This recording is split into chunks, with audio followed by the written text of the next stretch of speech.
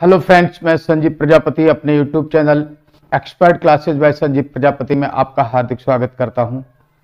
दोस्तों, जैसा कि आप सबको मालूम है कि हम लोग daily science for competitive exam series पढ़ रहे हैं। इस सीरीज में हमारा आज का टॉपिक है रेडियो एक्टिविटी। रेडियो एक्टिविटी से पूछे जाने वाले बहुत सारे महत्वपूर्ण प्रश्न जो टीजीटी, पीजीटी, अल्टीगेट, जीआईसी, प्रवक्ता एग्जाम्स में पूछे जाते हैं, यही वो क्वेश्चंस हैं जो पीसीएस एग्जाम्स में भी बनते हैं। चलिए फ्रेंड्स, देर ना करते हुए शुरू करते हैं हम आज का पहला प्रश्न।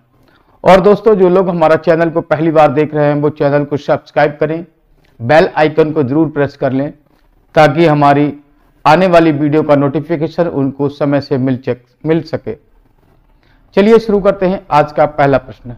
पहला प्रश्न स्क्रीन पर ये रहा, देखिए। पहला प्रश्न लिखा हुआ है, match the list 1 with list 2 and select the correct answer from the codes given below the list. हमारे पास लिस्ट 1, ये वाली लिस्ट 1 है और ये वाली लिस्ट 2 है। इसको क्या करना है, इसमें हमको करेक्ट आंसर सेलेक्ट करना है, कोड्स सेलेक्ट करने हैं। अब बताना है इनका सही आंसर क्या है, इनको मैच कराना है। देखते हैं, लिखा है कार्बन, यूरेनियम डेटिंग। ये C16 नहीं होता है, ये कोबाल्ट 60 है। ठीक है, ये है कोबाल्ट 60। ये न्यूक्लियर फ्यूजन। अब हमको बताना है इनका मैचिंग किस तरह से होगा। ये क्वेश्चन हमसे यूपीपीसीएस 2006 में पूछा गया था। कार्बन का जो उपयोग करते हैं हम लोग, कार्बन में 6 कार्बन, यानी कि इसको हम बोलते हैं कार्बन 14। कार्बन 14 का उपयोग हम लोग एनिमल्स और प्लांट्स के लिए की डेटिंग निकालने के लिए करते हैं। यानी कार्बन डेटिंग का उपयोग किसमें करते हैं हम लोग, एनिमल्स और प्लांट्स की एज फाइंड आउट करने में करते हैं। दूसरी चीज पर पढ़ते हैं हम लोग यूरेनियम डेटिंग। ये तो कार्बन डेटिंग हो गई, अब ये यूरेनियम डेटिंग। यूरेनियम डेटिंग का यूज होता है रॉक्स एंड मिनरल्स डेटिंग के लिए। किसके लिए? रॉक्स एंड मिनरल्स के लिए उपयोग में लाया जाता है। अगर कोबाल्ट की बात करें तो कोबाल्ट का उपयोग हम रेडियोथेरेपी में करते हैं। रेडियोथेरेपी में कैंसर के रोगियों को, यानी कैंसर के इलाज में हम लोग कोबाल्ट 60 का उपयोग करते हैं। न्यूक्लियर फिजन यानी कि हाइड्रोजन बम, यानी नाभिकीय संलयन। नाभिकीय संलयन का उपयोग हम कहां करते हैं?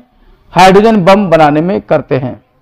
ठीक है फ्रेंड, इस तरह से हमने पहला प्रश्न देखा। पहले प्रश्न में क्या देखा, हमारा जो ऑप्शन ए था, ए बी सी डी। ए को किससे मिलाया था? 3 से। बी को किससे मैच कराया? 4 से। सी को मैच कराया था 1 से और इसको मैच कराया था 2 से। हमारा जो राइट कोड होगा वो 3412 होगा। ये जो ऑप्शन हमारा दिया होगा वो कैसा होगा? करेक्ट ऑप्शन होगा। दोस्तों, हम आपको बताएं, यहां पर एक प्रश्न जो मैचिंग का दिया जाता है उसमें 4 प्रश्न रहते हैं। कितने प्रश्न रहते हैं? 4 प्रश्न रहते हैं। 1 2 3 4। तो ये चारों अलग अलग प्रश्न हैं। इन चारों को अच्छे से पढ़ना चाहिए, याद करना चाहिए। ठीक है, चलते हैं अगले प्रश्न पर। अगला प्रश्न हमारे सामने स्क्रीन पर यह है, बड़ा प्रश्न है इसीलिए फुल स्क्रीन पर दिखाया जा रहा है। लिखा है, असत्य कथन इंगित कीजिए। यानी कि इसमें असत्य कथन कौन सा है, कौन सा ऐसा कथन है जो फॉल्स है, यानी करेक्ट नहीं है, इनकरेक्ट है, बताना है। हाइड्रोजन बम का सिद्धांत नाभिकीय संलयन है, ये बताना है। कैसा है ये नाभिकीय संलयन? किसका सिद्धांत, किस सिद्धांत पर काम करता है? हाइड्रोजन बम नाभिकीय संलयन सिद्धांत पर काम करता है। ये बिल्कुल सही बात कही गई है।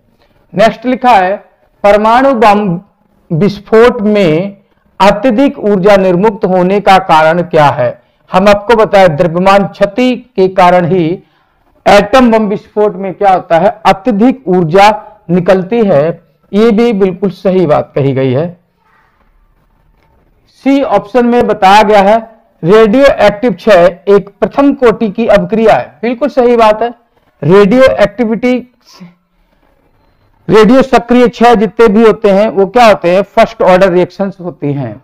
ठीक है, चलते हैं। लिखा है कृत्रिम रेडियो एक्टिविटी की खोज सर्वप्रथम मैडम क्यूरी ने की थी। नहीं, ये गलत है। ये क्या है, गलत है। ये ऑप्शन क्या था, इनकरेक्ट है। और हमें यही ऑप्शन पूछा गया था, हमसे यही ऑप्शन पूछा गया था। इस क्वेश्चन का ऑप्शन डी करेक्ट ऑप्शन होगा। हम आपको बता देते हैं आपकी जानकारी के लिए, कृत्रिम रेडियो एक्टिविटी की खोज मैडम क्यूरी ने नहीं की थी, बल्कि कृत्रिम रेडियो एक्टिविटी की खोज हेनरी बैक्यूरेल ने की थी। किसने की थी, हेनरी बैक्यूरेल ने की थी। और मैडम क्यूरी ने क्या किया था, सर्वप्रथम एक रेडियो एक्टिव तत्व की खोज की थी जिसका नाम था रेडियम। ठीक है, चलते हैं अगले प्रश्न की ओर। अगला प्रश्न हमारे सामने लिखा हुआ है, सूची यानी लिस्ट ए और लिस्ट 2, फर्स्ट और सेकंड दोनों को मैच कराना है। यानी सूची 1 और सूची 2 को सुमेलित कीजिए, अपना उत्तर नीचे दिए गए कूटों में से चुनिए। जीआईसी लेक्चर 2004 में पूछा गया प्रश्न, बहुत ही अच्छा प्रश्न, फिर से मैचिंग का प्रश्न आया है। यानी एक प्रश्न नहीं बल्कि इसको 4 प्रश्न समझकर हमें सॉल्व करना है। देखिए, नाभिकीय संलयन जो होता है अभी हम बता चुके हैं किससे मैच, ए पहले यहां लिख लेते हैं, ए बी सी डी। नाभिकीय संलयन किससे संबंधित होता है, हाइड्रोजन बम से संबंधित होता है। तो ए को किससे मिला दिया हमने, यहां पर लिखा नहीं है ना, इसको लिख लेते हैं हम लोग, 1 2 3 4। तो एक को किससे मिला लिया, 3 से। लिखा न्यूक्लियर रिएक्टर में न्यूट्रॉनों की गति धीमी की जाती है। न्यूक्लियर रिएक्टर में न्यूट्रॉनों की गति धीमी करने के लिए क्या करते हैं, भारी पानी का उपयोग करते हैं। क्या करते हैं हम लोग, भारी पानी का उपयोग करते हैं। यानी बी के लिए कौन सा ऑप्शन सही होगा, चौथा ऑप्शन सही होगा, ऑप्शन सी। ऑप्शन सी लिखा है ना, कार्बन 14। कार्बन 14 का उपयोग किसमें करते हैं, कार्बन 14 का उपयोग करते हैं पुरातत्व संबंधी खोजों की आयु ज्ञात करने में प्रयुक्त समस्थानिक है। कौन सा है, कार्बन 14। इसको पहले से मिला लिया। ठीक है, ऑप्शन डी जो बचा हुआ है ये हमारा अब क्या होगा, एब्सोल्युटली ये सेकेंड वाला ही होगा।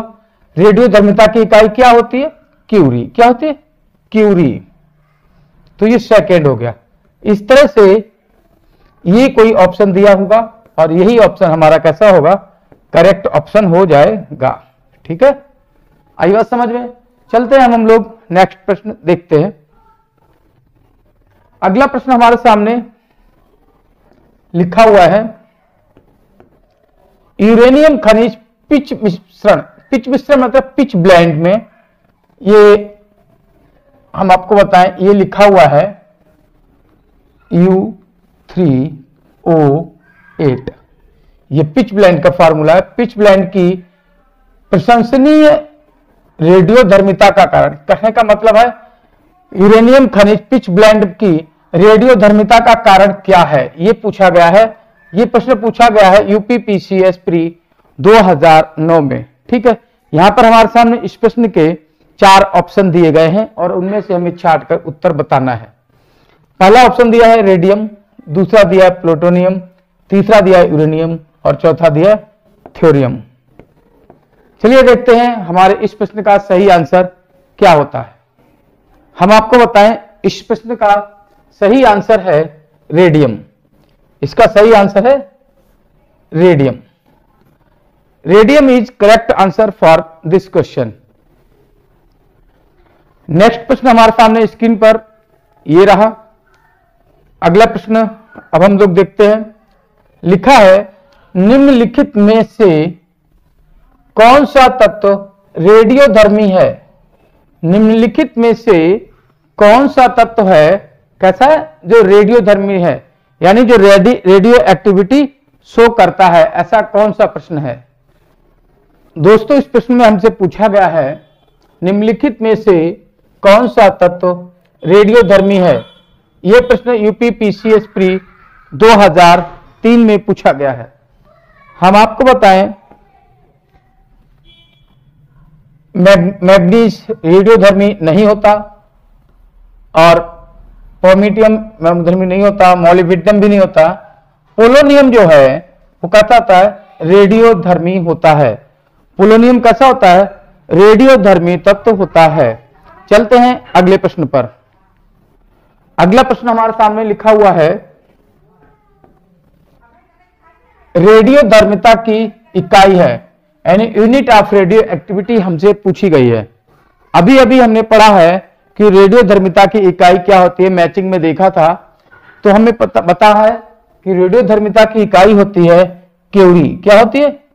क्यूरी। क्यूरी क्या है? रेडियोधर्मिता की इकाई है, यानी यूनिट ऑफ रेडियो एक्टिविटी। तो इस प्रश्न के लिए ऑप्शन सी कैसा होता है?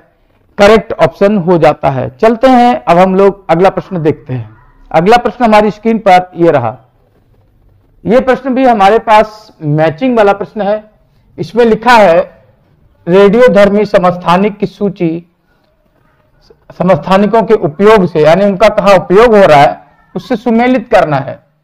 ठीक है ना? चलिए करते हैं सुमेलित। इनका ऑप्शन लिख लेते हैं, 1 2 3 4, और यहां पर लिख लें ABCD लिख लेते हैं, ABCD। लिखा है फास्फोरस, कोबाल्ट 60, आयरन 39, कार्बन 14। इनका उपयोग कहां होता है? इनका उपयोग हमको अलग लिखा हुआ है। नंबर 1 लिखा है, लाल रुधिर कोशिकाओं की कमी में। रुचिर नहीं है, रुधिर है। ठीक है, लाल रुधिर कोशिकाओं की कमी को पूरा करने में, या काष्ठ अश्मोपकरण की आयु प्राप्त करने में, या कृषि में, या कैंसर उपचार में। इन 4 ऑप्शंस में हमें क्या करना है? सही ऑप्शन छांटना है। चलिए हम लोग देखते हैं सही ऑप्शन क्या होता है। हम बताते हैं, फास्फोरस का उपयोग जो है कृषि में किया जाता है। किसमें किया जाता है? कृषि में किया जाता है। ठीक है, एक के लिए ऑप्शन 2 सेकंड ऑप्शन कहता है करेक्ट ऑप्शन हो जाता है। कैसे मालूम है कृषि में जाता है? कृषि में खादें पड़ती हैं वो 3 प्रकार की होती हैं, एक N, दूसरा P, तीसरा K। NPK।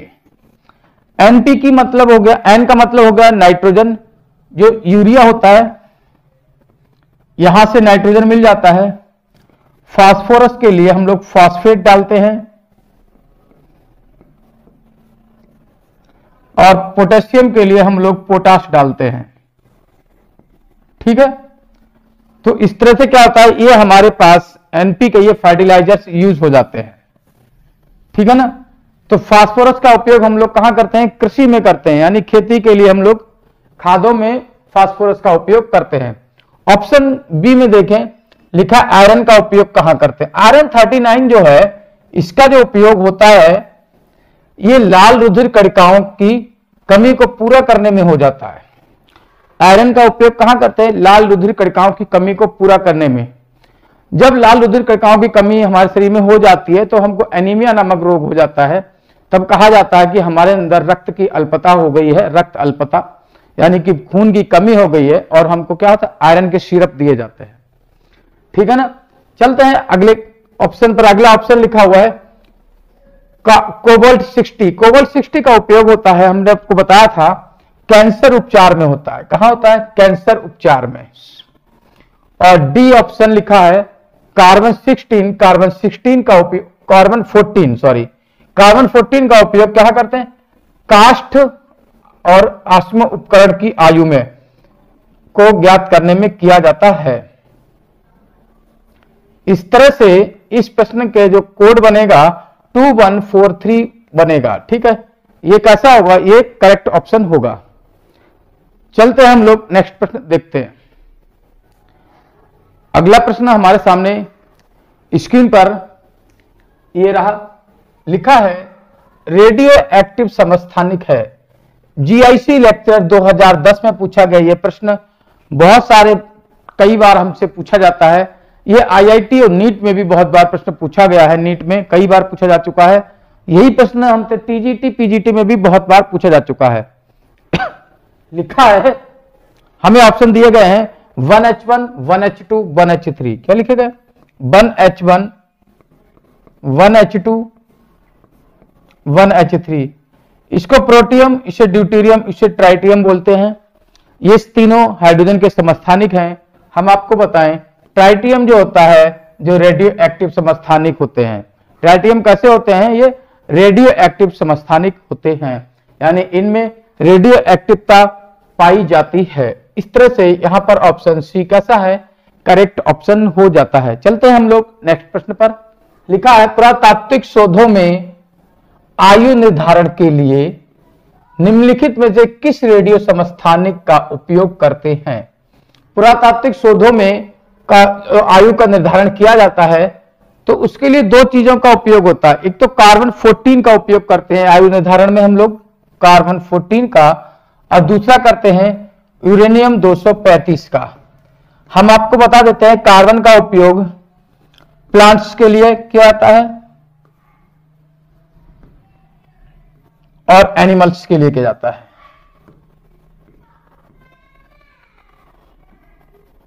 इसके बाद अगर यूरेनियम की बात करें, ये कई रॉक्स वगैरह, चट्टान वगैरह होते हैं, पुरातात्विक तत्व जो भी हों उनके लिए किया जाता है। ठीक है, तो पुरातात्विक तत्वों में कौन आते हैं? रॉक्स आते हैं, और रॉक्स के आयु निर्धारण के लिए किसका उपयोग करते हैं?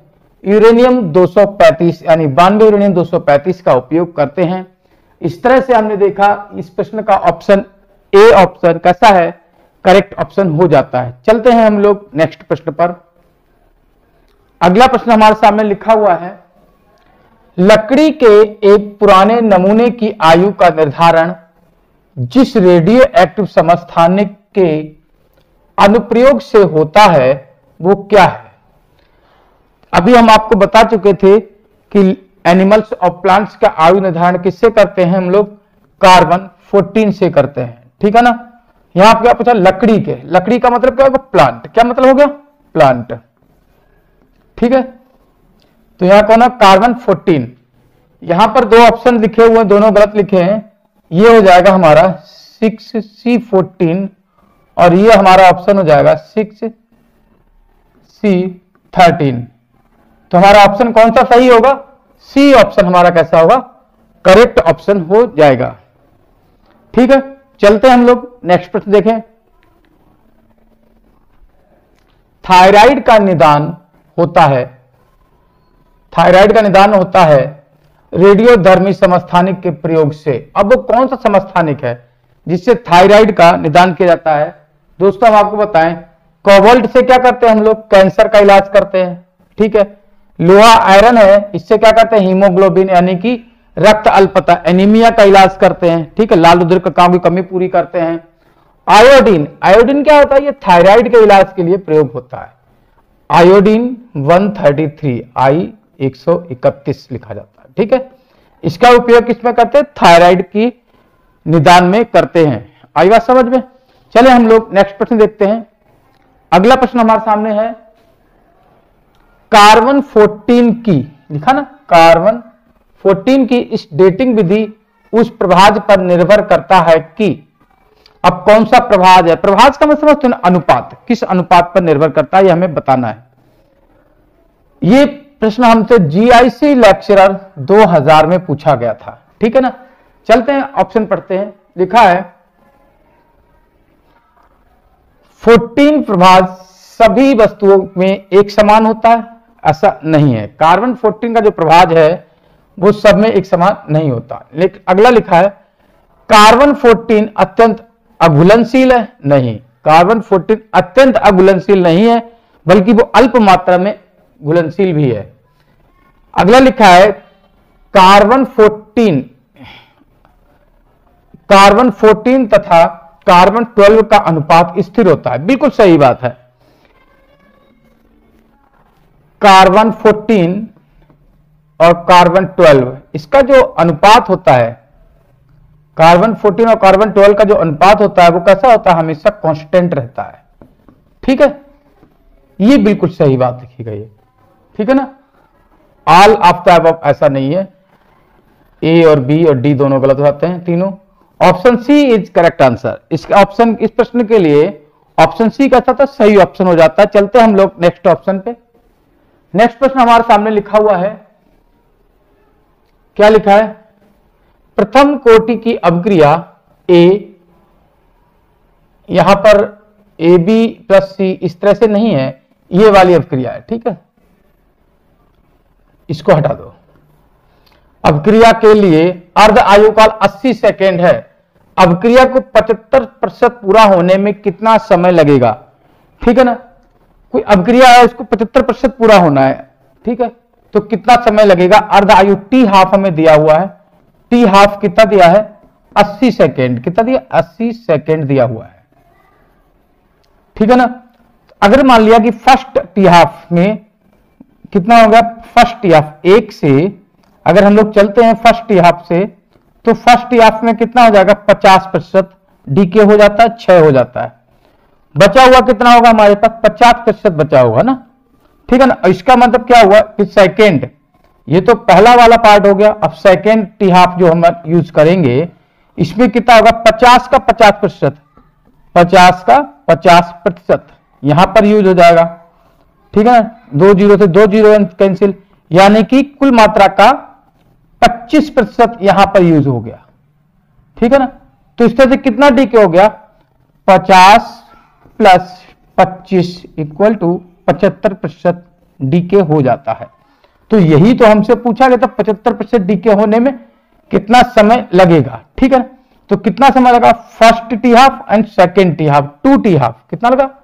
कितना समय लगता है हमको टोटल समय जो लगा है वो कितना लगा? 2 इंटू टी हाफ। 2 कितना है? 2 और टी हाफ कितना दिया? 80 बराबर कितना हो गया? 160 सेकेंड, ठीक है ना। इस तरह से 160 सेकेंड अगर हम देखें तो ऑप्शन भी हमारा कैसा है? करेक्ट ऑप्शन हो जाता है, ठीक है ना। चले हम लोग अगला प्रश्न देखते हैं। नेक्स्ट प्रश्न हमारे सामने ये रहा, लिखा है the half life time period, लिखा है the half life period of A radio active element is 20 days. If 64 gram of the element is stored for 100 days, the amount of the remaining element would be, यानी बचा हुआ एक element है, radio active element है जिसका half time कितना दिया हुआ है? अर्ध आयु काल दिया है 20 दिन। 20 दिन में कितना है? 50% वो डीके हो जाता है। अगर उसकी नमूने की जो मात्रा है वो 64 ग्राम यानी 64 ग्राम है, तो वो कितने समय के बाद कितना बचेगा? यानी कि 100 दिन के बाद कितना बचेगा? रिमेनिंग हमको क्वांटिटी बतानी है। चलिए सॉल्व करते हैं। यहां पर हम फार्मूला लगाते हैं। रिमेनिंग फार्मूला होता है n बराबर n0 1/2 की होल पावर n। ये जो n होता है ना, ये अर्ध आयु कालों की संख्या होती है। अर्ध आयु कालों की n बराबर कैसे निकालते हैं? कुल टाइमिंग बटे टी हाफ। टी हाफ कितना है? 20 से जब डिवाइड करते हैं तो आएगा 5। अब सॉल्व करते हैं। n बराबर n0 हमको कितना दिखा हुआ? n0 हमको दे 64 इंटू 1/2 की पावर n। n की जब 5 लिख लेते हैं, कितना लिखते हैं? 5। सॉल्व करते हैं। n बराबर 64 इंटू 2 की पावर जब 5 करेंगे अगर 32 2 जा 64। n बराबर कितना? 2 ग्राम। कितनी हमको मात्रा मिल जाती है? 2 ग्राम। यानी कि अगर किसी पदार्थ का आधा आयु काल 20 दिन है और उसको अगर 100 दिन के लिए स्टोर कर दिया जाए तो वो 100 दिन के बाद हमको 64 ग्राम से कितना मिलेगा? केवल 2 ग्राम प्राप्त होगा। ऑप्शन बी यहां पर कैसा है? करेक्ट ऑप्शन है, ठीक है। चलते हैं हम लोग अगला प्रश्न देखते हैं। अगला प्रश्न हमारे सामने लिखा है यूपीपीसीएस 2005 में पूछा गया प्रश्न, which one of the following statement is not correct? कौन सा ऑप्शन जो है वो कैसा गलत है, ये हमको बताना है। चलते हैं हम लोग बताते हैं, इसका ऑप्शन ढूंढते हैं। हमको इस प्रश्न में ऑप्शन दिए गए हैं। कितने ऑप्शन दिए गए? हमको 4 ऑप्शन दिए गए हैं। लिखा है 6C14 is non radio active isotope of carbon. नहीं, कार्बन 14 जो है कैसा एक रेडियो एक्टिव आइसोटोप्स है। यही कारण है कि उसका उपयोग हम कार्बन डेटिंग में करते हैं। क्या करते हैं? प्लांट्स और एनिमल्स की कार्बन डेटिंग में उपयोग किया जाता है। यही इनकरेक्ट हो गया। लिखा नॉन रेडियो एक्टिव, जबकि कैसा है ये रेडियो एक्टिव होता है, ठीक है। ऑप्शन ए कैसा है? करेक्ट ऑप्शन हो जाता है, ठीक है। बाकी हमको पढ़ने की जरूरत भी नहीं है। चलते हैं अगला प्रश्न देखते हैं। अगला प्रश्न लिखा है कार्बन 14 का अर्ध आयु काल 5730 वर्ष है। 11460 वर्षों के बाद मूल भाग का कितने अंश रह जाएगा? ठीक है ना, हमको बताना है कितने अंश रह जाएगा, ये हमसे पूछा गया है। चलिए हम लोग निकालते हैं कितना रह जाएगा। सूत्र लगाते हैं n बराबर n0 इंटू 1/2 पावर n। ये जो n निकालने का तरीका है, कैसे निकालते हैं? कुल समय अपॉन में अर्ध आयु काल। अर्ध आयु कितनी दी है? 5730 से डिवाइड करेंगे 2। एक n की वैल्यू कितनी मिल गई हमको? 2 मिल जाती है। कितनी मिल जाती है? 2। तो हम लिखते हैं n0 इंटू 1/2 की पावर 2। तो कितना n बराबर कितना मिलेगा? n/2 अपॉन में आ जाएगा 4। तो n बराबर कितना मिला? n/4 यानी कि 1/4 कितना मिलेगा? 1/4 यानी 1/4 मिलेगा। कितना मिलेगा? 1/4। 1/4 को ऐसे लिख सकते हैं 1/4। इसको सॉल्व करेंगे आएगा तो 0.25। तो कितना पार्ट आएगा? 0.25। ये वाला ऑप्शन आएगा। ऑप्शन सी कैसा होगा? इसके लिए करेक्ट ऑप्शन हो जाता है। ठीक है ना, इस तरह से हमने इस प्रश्न का ऑप्शन निकाला, तो सी ऑप्शन यहां पर करेक्ट ऑप्शन होता है। चलते हैं अगले प्रश्न पर। अगला प्रश्न हमारे सामने लिखा हुआ है, पढ़ते हैं हम लोग। लिखा है the half life period of A radio active element is 140 days. यानी टी हाफ कितना दे रखा है हमको? हमको टी हाफ दे रखा है 140 डेज यानी 140 दिन। आगे लिखा हुआ है आफ्टर 560 डेज, 560 दिनों के बाद 1 ग्राम का, ठीक है, 1 gram of the element will be reduce, यानी कि 1 ग्राम का कितना रिड्यूस हो जाएगा। ठीक है ना, तो यहां पर क्या करते हैं? सबसे पहले n निकाल लेते हैं। n बराबर कितना निकालते हैं? 560 अपॉन 140, 14 4 जा 56। तो n की वैल्यू आ जाती है हमको 4 मिल जाती है। हम लिख लेते हैं, सूत्र लगाते हैं। फार्मूला होता है n इक्वल टू n0 1/2 की होल पावर n। तो n0 इंटू 1/2 की पावर कितनी हो जाएगी? 4। तो कितना मिल जाएगा? n0 1/2 का कितना हो जाएगा? इसका हो जाएगा 16 ग्राम। कितना हो जाएगा? 16। 2 की पावर 4 करेंगे, यहां पर हम लोग n0 अपॉन कितना हो जाएगा? 16, यानी कि हमको कितना मिल जाएगा? यहां पर हमको मिल जाता है प्रारंभिक मात्रा का कितना? 1/16। कितना मिल जाता है? 1/16। ठीक है, तो 1/16 n अपन 0 का क्या लिख सकते हैं? 1/16 ग्राम, क्योंकि 1 ग्राम है ना, तो 1 ग्राम का कितना हो जाएगा? 16 ग्राम। n0 कितना है? 1 ग्राम, तो n0 1 ग्राम लिख देते हैं। ऑप्शन ए कैसा हो जाता है? इस प्रश्न का सही ऑप्शन हो जाता है। चले हम लोग अगला प्रश्न देखते हैं। अगला प्रश्न हमारे सामने ये लिखा है, लिखा हुआ है ऊपरी वायुमंडल में ओजोन परत का क्षरण होता है। कितना होता है? 1/8 क्षरण हो जाता है। निम्नलिखित में से किसी एक के अधिक प्रयोग से ओजोन परत का क्षरण हो जाता है। हम आपको बताएं, वायुमंडल में ओजोन परत के क्षरण का जो कारण है वो कौन सा है? क्लोरीन गैस है। कौन सा है? क्लोरीन गैस है। इस तरह से इस प्रश्न का सही ऑप्शन हो जाता है, कौन सा रहता है? B option. बी ऑप्शन कहता है सही ऑप्शन हो जाता है। चलते हैं अगले प्रश्न पर। अगला प्रश्न हमारे सामने लिखा हुआ है, पढ़ते हैं। कृत्रिम रेडियो एक्टिवता की खोज की थी, किसने की थी? हम आपको बताएं, रेडियो एक्टिवता की 2 तरह की खोज हुई थी। तो इसमें कृत्रिम रेडियो एक्टिवता की खोज किसने की थी? आयरन क्यूरी ने। किसने की थी? आयरन क्यूरी ने। आयरन क्यूरी ने कृत्रिम यानी आर्टिफिशियल रेडियो एक्टिविटी की खोज की थी। अगला प्रश्न हम लोग देखते हैं, हमारे सामने लिखा हुआ है,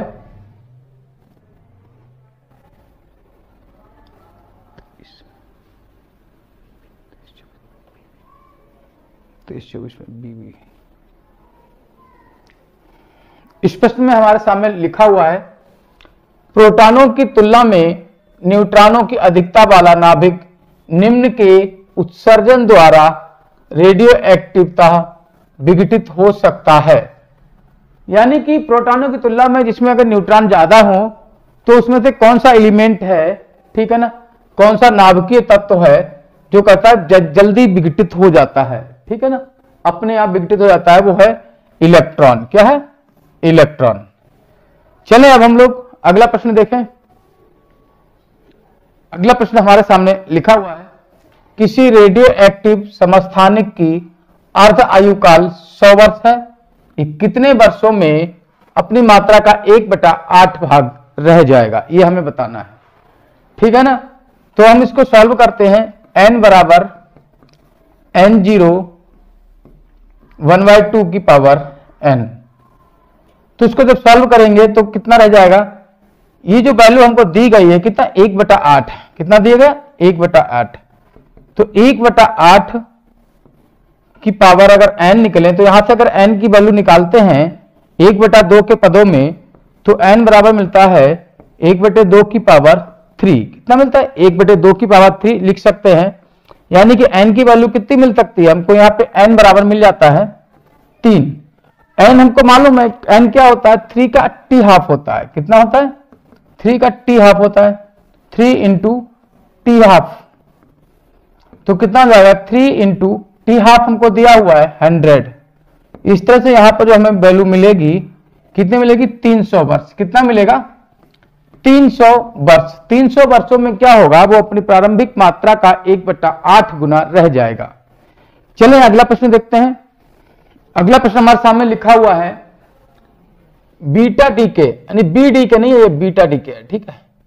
beta decay of 11 sodium 24 produce, यानी कि सोडियम का बीटा डीके यानी बीटा 6 क्या देता है, यानी बीटा 6 यानी कि सोडियम जो हमारे पास है 11 सोडियम 24, इसमें क्या होता है, इसमें से एक बीटा कण निकल जाता है, एक बीटा कण निकल गया।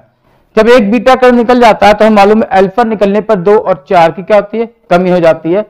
और बीटा जब निकलता है तो उसमें क्या होता है, यहां पर 1 की वृद्धि हो जाती है। ये कितना हो गया, 12 हो जाएगा, और ये कितना होगा, 24 ही रहता है। हमें मालूम है परमाणु क्रमांक 12 कितना होता है, परमाणु क्रमांक 12 जो होता है मैग्नीशियम का होता है। किसका होता है, मैग्नीशियम का होता है। ये 24 रहेगा। तो इस तरह से जो हमें बीटा कण निकलने के बाद जो हमें एलिमेंट मिलेगा वो कौन सा मिलेगा, 12 मैग्नीशियम 24, ठीक है ना। अगला प्रश्न देखें। अगला प्रश्न हमारे सामने ये रहा, इसमें लिखा हुआ है, निम्न रेडियो एक्टिव परिवर्तन में विलुप्त कण कौन कौन से हैं, यानी अल्फा कण, विलुप्त कण अल्फा बीटा कण की कुल संख्या क्या होगी, ये रिएक्शन दी हुई है। इसमें क्या है, यूरेनियम है वो किसमें, लेड में चेंज हो जाता है। इसमें कितने अल्फा कितने बीटा कण निकले, ये हमसे पूछा गया है। तो हम आपको बताते हैं, अल्फा कण निकालने के लिए क्या करते हैं, अल्फा कणों की संख्या निकालनी हो तो इनके परमाणु भारों का क्या करते हैं, अंतर निकाल लेते हैं। यानी 238 माइनस 206 अपॉन कितना कर लेते हैं, 4। तो हमको मिल जाता है यहां पर कितना करेंगे, 32 मिलेगा, अपॉन 4 करेंगे, 4 8 जा 32 होता है। यहां पर हमें वैल्यू मिलती है 8। अल्फा कणों की संख्या कितनी मिल जाएगी, 8, ठीक है ना। अब हम लोग यहां पे बीटा कणों की अगर संख्या प्राप्त करना चाहें तो बीटा कणों की संख्या प्राप्त करने के लिए क्या करते हैं, इनके परमाणु क्रमांकों का अंतर लिख लेते हैं। क्या करते हैं, परमाणु क्रमांक का अंतर। सूत्र होता है 2 गुणे अल्फा माइनस परमाणु क्रमांक का अंतर, ठीक है, एटॉमिक नंबर डिफरेंस, ठीक है। 2 गुणे अल्फा, अल्फा कितने थे, 8, और परमाणु क्रमांक में अंतर कितना है, यहां कितना है, 92 है, 82, डिफरेंस करोगे तो होगा 10। तो 2 8 जा 16 माइनस 10 इक्वल टू कितना, 6। इस तरह से जो अल्फा कण कितने निकले हैं, 8, और बीटा कितने निकले हैं, 6। अल्फा प्लस बीटा टोटल कितने निकले हैं, 8 प्लस 6 कितने मालूम नहीं, 14। यानी कि यूरेनियम को प्लम्बिक में चेंज होने में जो अल्फा और बीटा कणों की संख्या जो निकली है वो टोटल कितने कण निकले हैं? 14 कण निकले हैं। ठीक है दोस्तों, आज का हमारा सेशन यहीं पर कंप्लीट होता है और आप लोग वीडियो को लाइक करें, चैनल को सब्सक्राइब करें, ठीक है ना, और बेल आइकन जरूर प्रेस करें ताकि हमारी अगली वीडियो आपको समय से मिल सके। हमारी वीडियो देखने के लिए धन्यवाद। Thanks for watching this video. Thank you so much.